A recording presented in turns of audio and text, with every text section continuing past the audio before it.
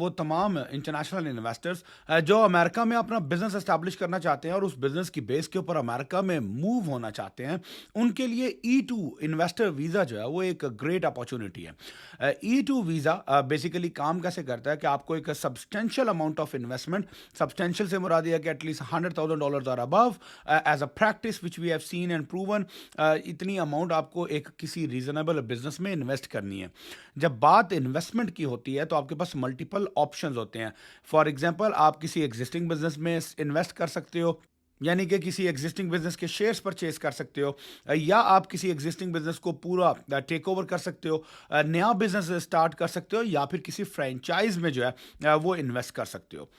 E to visa का जो एक क्रिटिकल पॉइंट है वो ये होता है कि आपको जो बिजनेस इन्वेस्टमेंट है वो वीज़ा एप्लीकेशन से पहले करनी होती है, और इसी वजह से जो इंटरनेशनल इन्वेस्टर्स हैं उनका एक मेजर कंसर्न और एक रिजर्वेशन जो है वो हमेशा से यही रही है कि किस तरह के बिजनेस में, किस तरह की बिजनेस अपॉर्चुनिटीज़ में इन्वेस्ट किया जाए ताकि आप एक यूएस के क्वालिफाइड बिजनेस को भी इंजॉय कर सकें और उसके साथ साथ ई टू की सक्सेस जो है वो भी आप उसको अवेल कर सकें। तो बात जब बिजनेस इन्वेस्टमेंट की आती है या बिजनेस सिलेक्शन की आती है, तो उनमें बहुत सारे वेरियस फैक्टर्स जो है वो आपको कंसिडर करने होते हैं। यानी अगर आप एक नया बिजनेस स्टार्ट कर रहे हो तो उसमें कौन कौन से ऐसे फैक्टर्स हैं जिनको आप कंसिडर कर सकते हो। अगर आप कोई एग्जिस्टिंग बिजनेस परचेज कर रहे हो तो उनमें क्या ऐसे फैक्टर्स हैं जिनको आपको कंसिडर करना चाहिए। तो इसी तरह आज इस वीडियो में जिस पर्टिकुलर सेगमेंट को मैं कवर करने जा रहा हूँ वो है फ्रेंचाइज अपॉर्चुनिटीज़। कि फ्रेंचाइज अगर आप कंसिडर कर रहे हो, किसी फ्रेंचाइज बिजनेस को अक्वायर करना चाह रहे हो, तो आपके पास क्या अपॉर्चुनिटीज हो सकती हैं और किस तरीके से आप जो है वो फ्रेंचाइज बिजनेसेस की बेस के ऊपर अपने ई टू वीजास को क्वालिफाई कर सकते हो। वो क्विक से गो थ्रू कर लेते हैं कि किस तरह की फ्रेंचाइजिंग जो है वो मार्केट में अवेलेबल है। सो बेसिकली अमेरिका में फ्रेंचाइजिंग एक बहुत मच्योर इंडस्ट्री है, बहुत ऑर्गेनाइज्ड इंडस्ट्री है, रेगुलेटेड इंडस्ट्री है। यहाँ पे almost you can think of any particular business, उस बिजनेस की फ्रेंचाइज ऑलमोस्ट मौजूद होगी मार्केट में।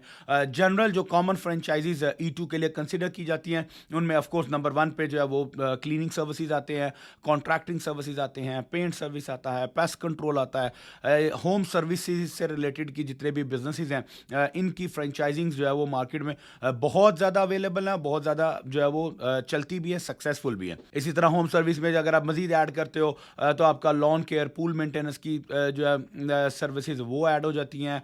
इसके अलावा आपकी प्रॉपर्टी मेंटेनेंस और प्रॉपर्टी मैनेजमेंट से रिलेटेड फ्रेंचाइजीज जो है वो मार्केट में अवेलेबल हैं। अगर आप रिटेल सेगमेंट में जाते हो तो फूड फ्रेंचाइजीज, आपके पिज़्ज़ा स्टोर्स, आपके फास्ट फूड, आपके ग्रोसरीज, आपके बहुत सारी इस तरह की जो फूड आइटम से रिलेटेड जो फ्रेंचाइजीज हैं वो मार्केट में अवेलेबल हैं। डे केयर सेंटर्स की फ्रेंचाइजीज बहुत अच्छी चलती हैं। एजुकेशन रिलेटेड फैसिलिटीज़ जो हैं उनकी फ्रेंचाइजीज जैसे मैथनीजियम हो गया, या कोड निंजाज हो गए, या इस तरह के क्यूमोन करके जो चिल्ड्रन के अर्ली लर्निंग सेंटर्स होते हैं, इस तरह की जो है वो फ्रेंचाइजीज बहुत अच्छी चलती हैं।